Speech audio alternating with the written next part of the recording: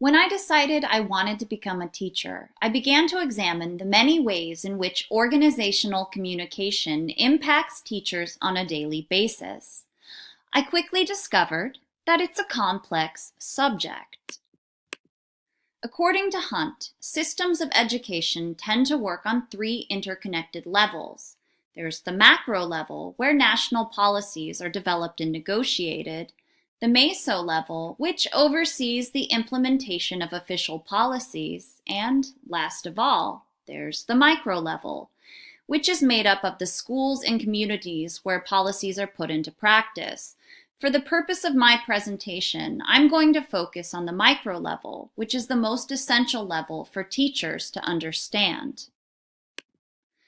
When thinking about organizational communication within the context of education, it is helpful to consider both the internal communication that happens within the school and the manner in which each school communicates with the surrounding community.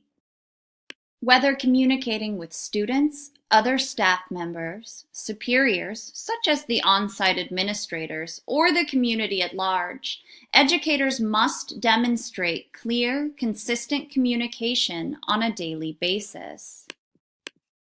Because there are so many different learning styles, educators must also be versatile with their communication in order to effectively transmit knowledge to a wide range of people.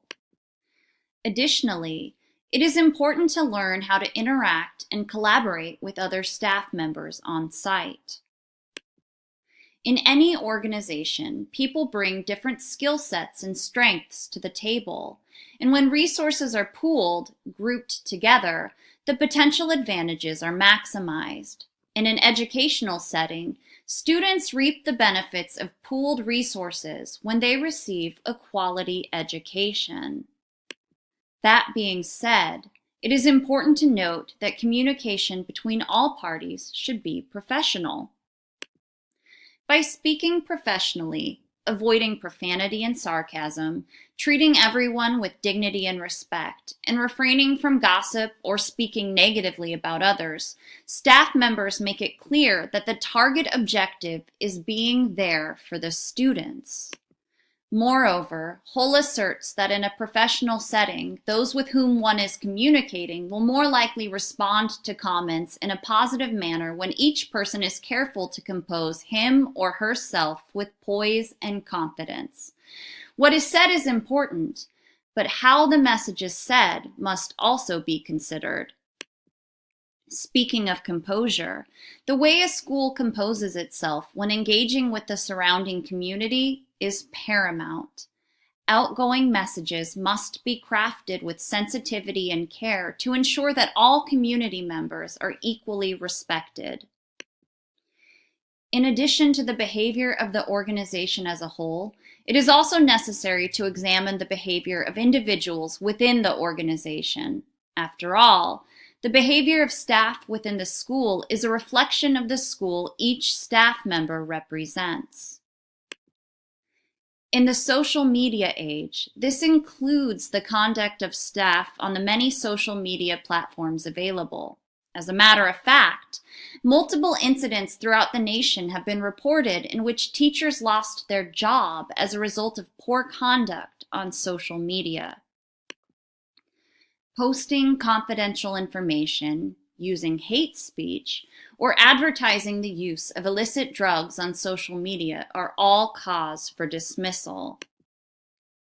When using social media, it is important to respect the privacy of students and their families, use and maintain strict privacy settings on personal accounts, and ensure that online behavior falls in line with the school's ethical guidelines.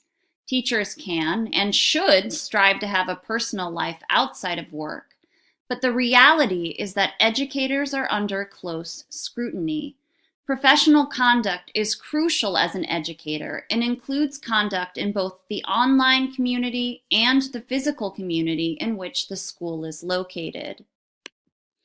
Maintaining professionalism enables school employees to interact positively with the community.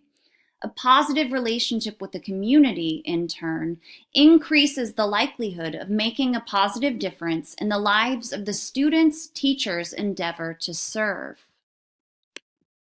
Although there are 3 levels of organizational communication within educational systems, the most essential level for teachers to understand is the micro level. The micro level focuses both on how staff within the school communicate and how the school as a whole, and by extension, its staff members, communicate with the surrounding community. Effective communication is a necessary skill for teachers to develop. When interacting with students or other staff members, communication should be professional, and care should be taken to treat everyone with dignity and respect.